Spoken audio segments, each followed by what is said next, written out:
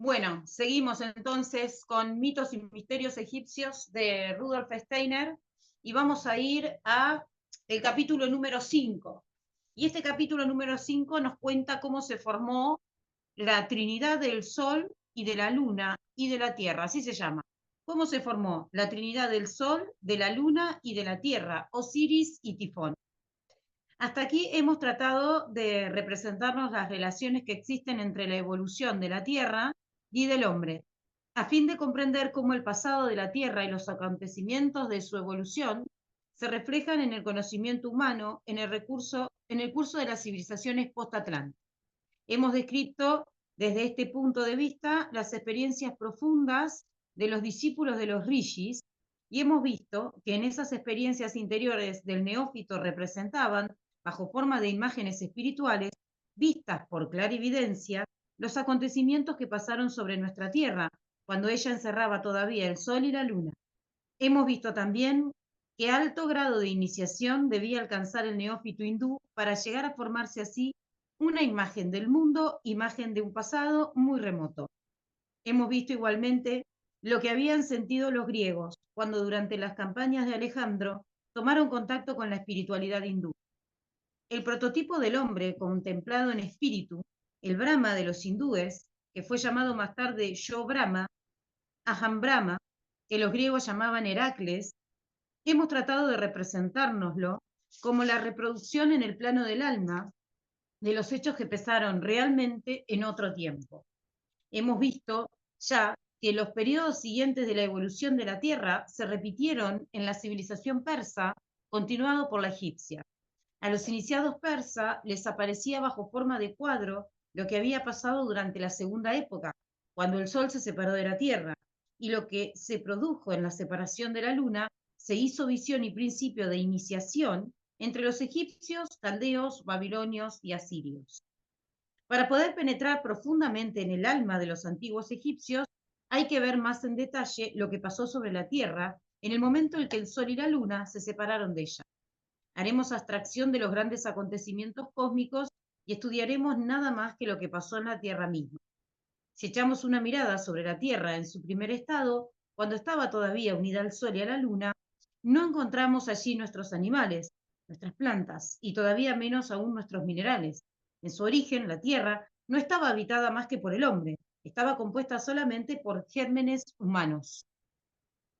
Es cierto que sobre el antiguo Sol y sobre la antigua Luna habían sido depositados los gérmenes de las plantas y de los animales, que estos también existían en la Tierra primitiva, pero eran todavía gérmenes dormidos que no parecían poder eclosionar jamás. Cuando el Sol se puso en movimiento, entonces las simientes de donde debían salir más tarde los animales germinaron. Cuando el Sol se preparó completamente, se separó de la Tierra, germinaron las simientes que debían dar más tarde las plantas. Cuando la Luna comenzó a retirarse de la Tierra, se formaron poco a poco los gérmenes de los minerales. He ahí lo que debemos retener. Miremos ahora la Tierra misma. Cuando ella contenía el Sol y la Luna, no era más que una especie de nebulosa etérica de una inmensa extensión que encerraba los gérmenes humanos vivientes y los gérmenes dormidos de los otros seres, animales, plantas y minerales. Ningún ojo humano hubiera podido percibir esos seres, porque el hombre no existía todavía, sino en estado de simiente.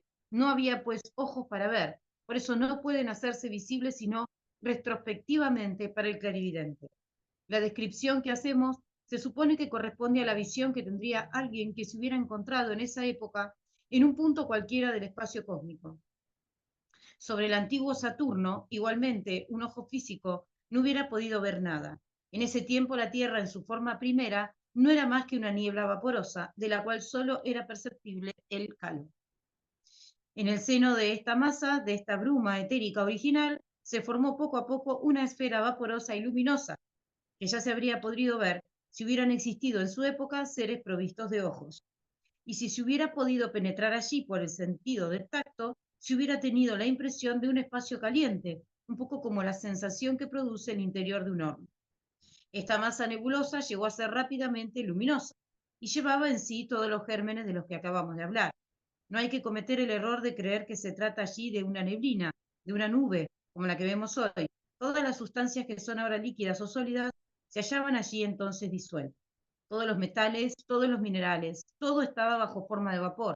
Un vapor transparente, luminoso, una niebla penetrada de calor y de luz. Tratad de representarnos que os bañáis ahí dentro. La niebla etérica se ha convertido en un gas luminoso.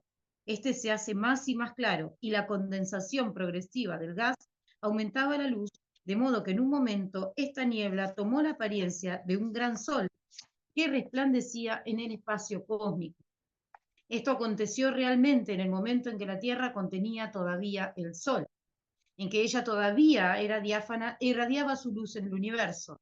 Esta luz permitió vivir sobre la Tierra, no solamente al hombre en la forma que tenía entonces, sino también a otros seres superiores que sin tener un cuerpo físico están ligados a la evolución del hombre, los ángeles, los arcángeles, los arcáis, etc.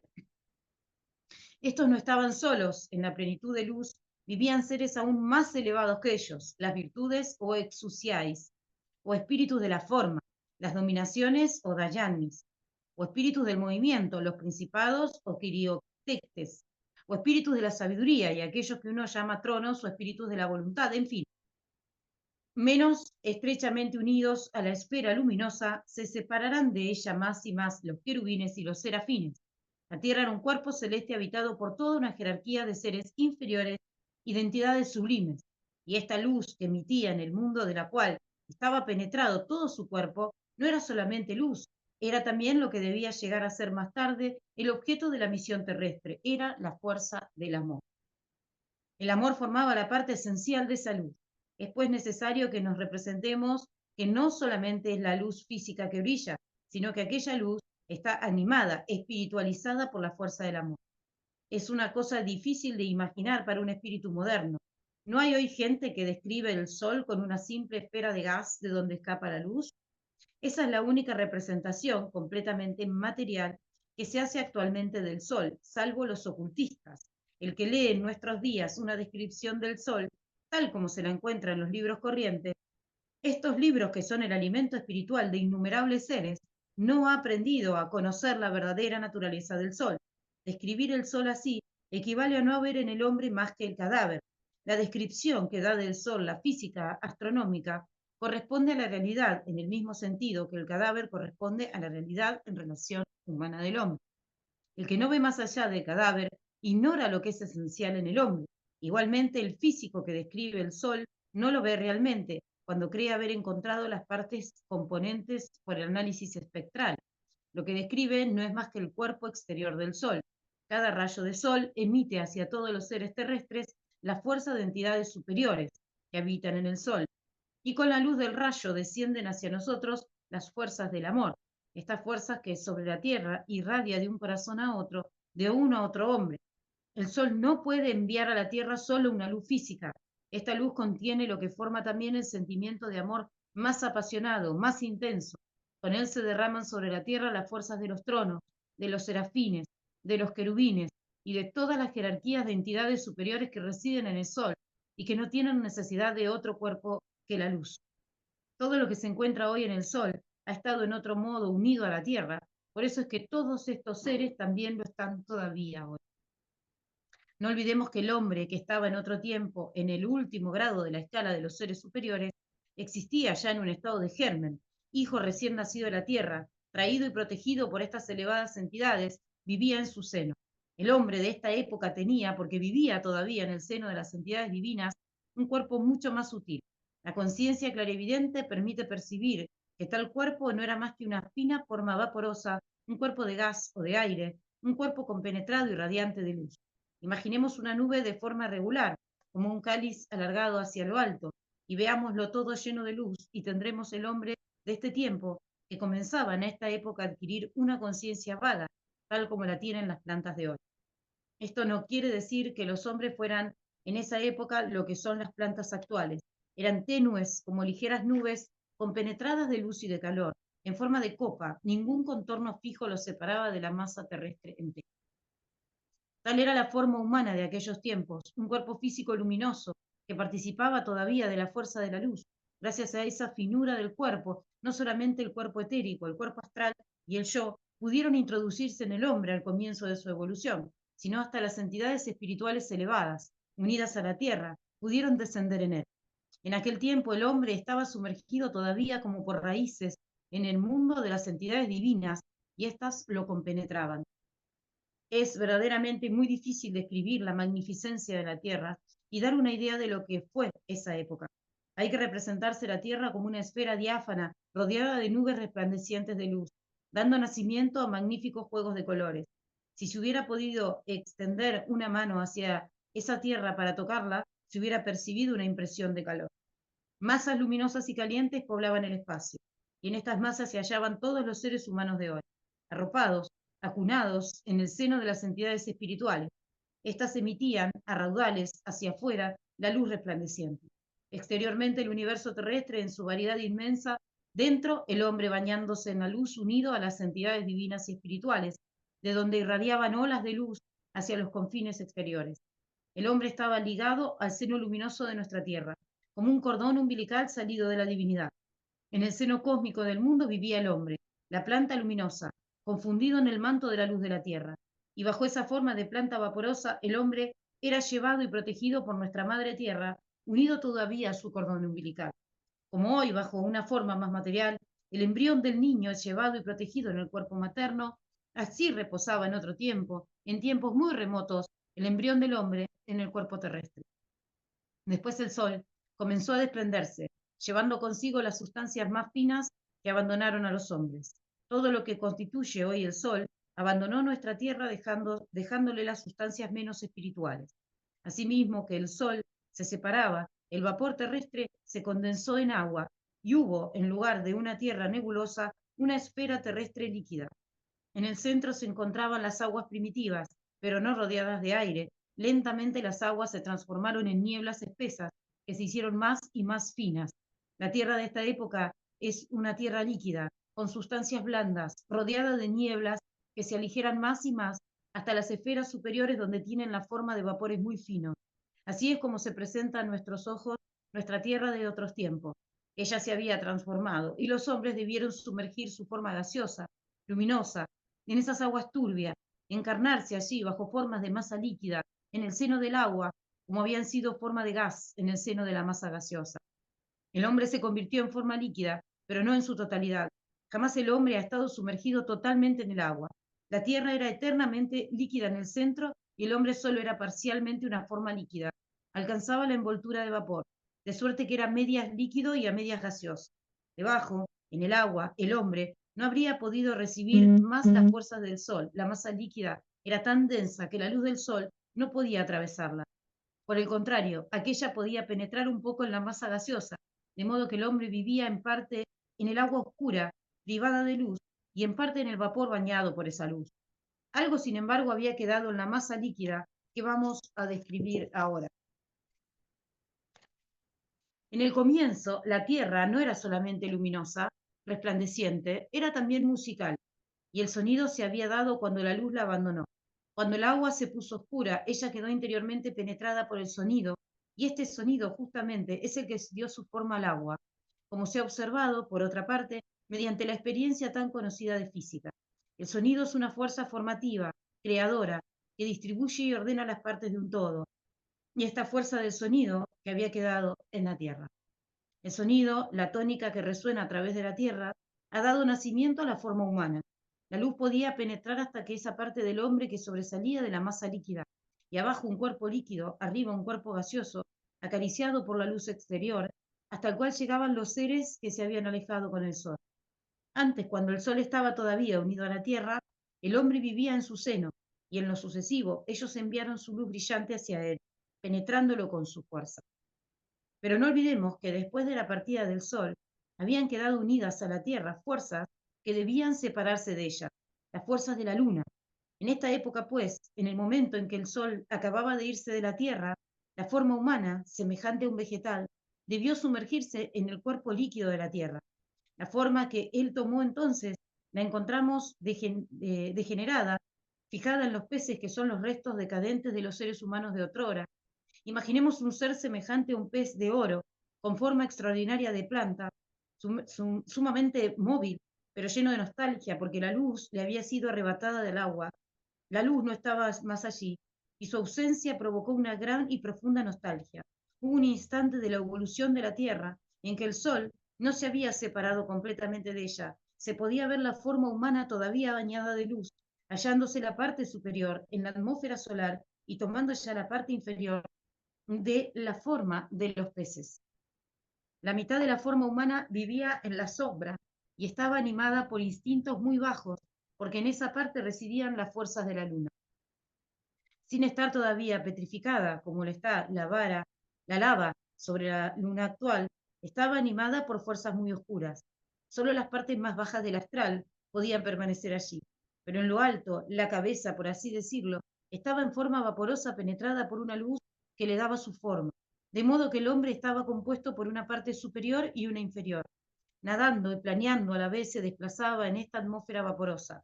La atmósfera densa de la Tierra no estaba hecha de aire todavía, estaba constituida por vapor, no por aire, que habría podido atravesar el Sol. El calor podía atravesar esta atmósfera, pero la luz no.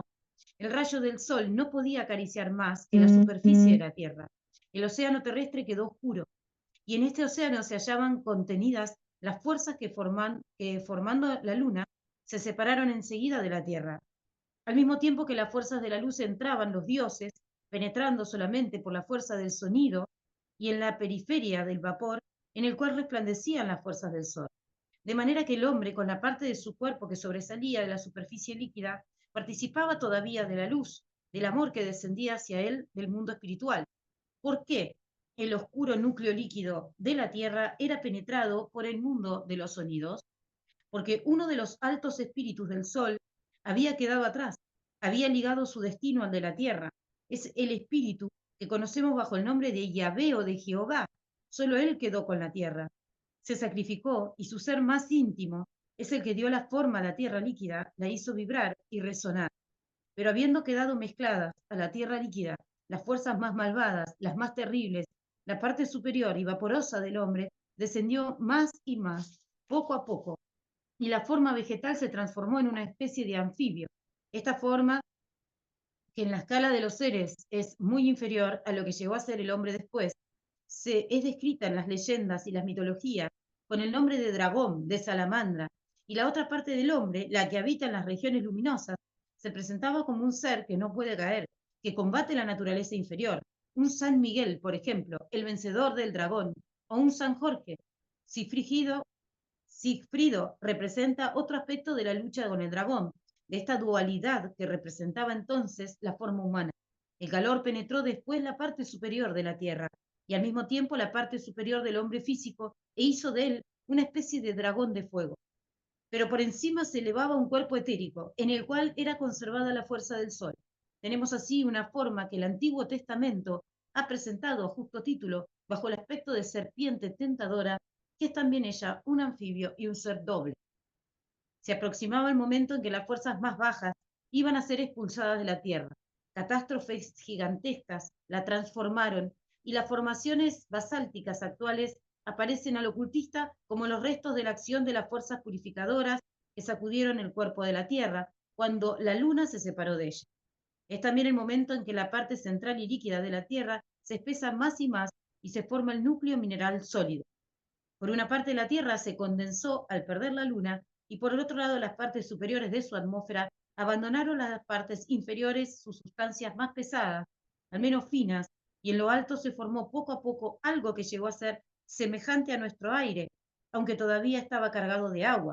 La Tierra tuvo en su centro un núcleo sólido y el agua lo rodeó por todas partes. La neblina de la periferia era al principio impenetrable a los rayos del sol, pero a medida que ciertas sustancias la abandonaron, se hizo más y más liviana.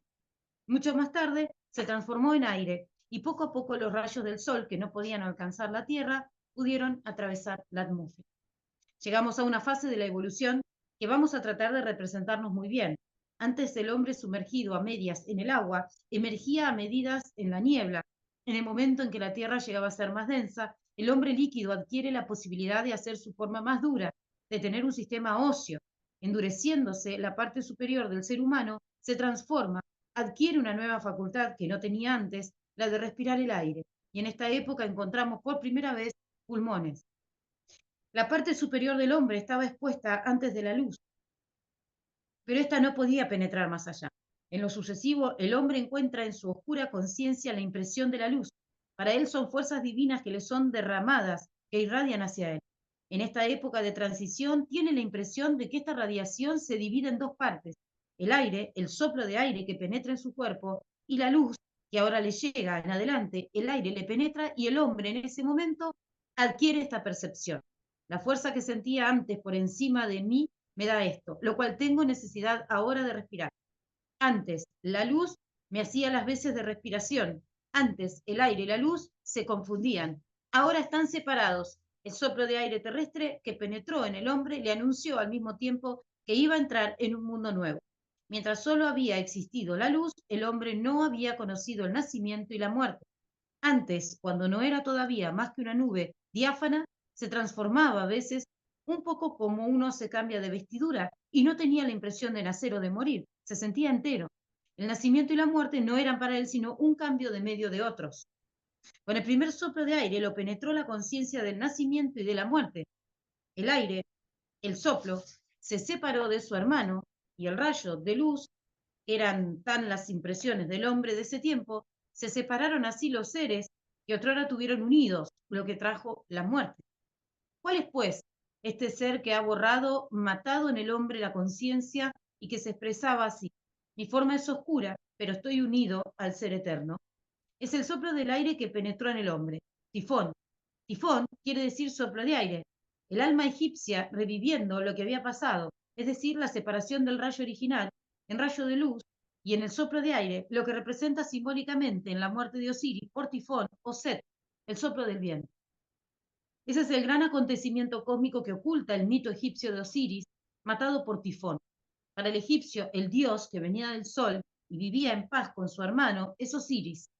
Tifón era el aire que respiramos, que ha hecho el hombre de un hombre un ser mortal. He ahí uno de los ejemplos más sorprendentes de la manera en que los hechos de la evolución del mundo se repiten en el conocimiento interno de los hombres. Y así nació la Trinidad: Sol, Luna y Tierra. Todo esto era enseñado al neófito egipcio en imágenes de una gran profundidad, depositadas intencionalmente en su conciencia. Vamos a leer un pedacito, ya que tenemos tiempito, del capítulo número 6, de la influencia de Isis y Osiris y algunos hechos de anatomía y fisiología ocultas.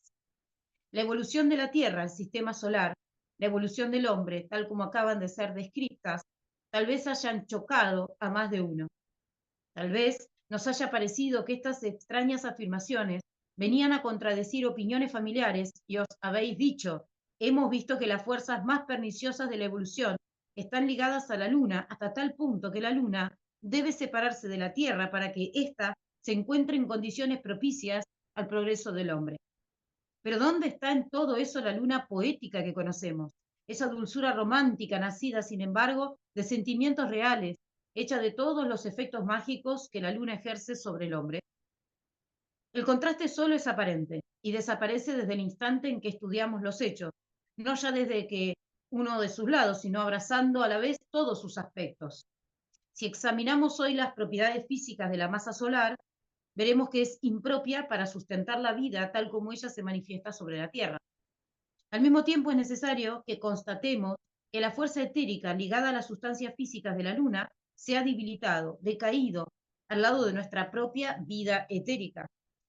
Y si llegamos a estudiar con la ayuda de la clarividencia la astralidad de los seres lunares, de los cuales nos es perfectamente permitido hablar, podríamos convencernos de que se encuentran allí sentimientos más malos, más bajos, más ruines, más fea expresión de lo que ellos existe sobre la Tierra.